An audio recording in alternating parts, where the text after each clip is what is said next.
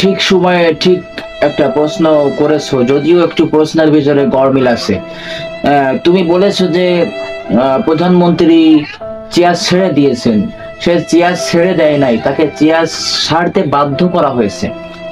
সে শুধু চেয়ার ছাড়ে নাই, চেয়ার ছাড়ে সে পালিয়ে গিয়েছে দিল্লি চলে গেছে, ভারতে।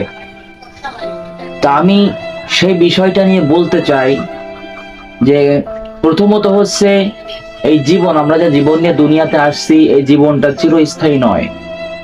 সবাই দুনিয়ার উপরে চিরদিন বেঁচে থাকবে না, আর ক্ষমতাটাও এরকম, চিরদিন ক্ষমতা থাকবে না।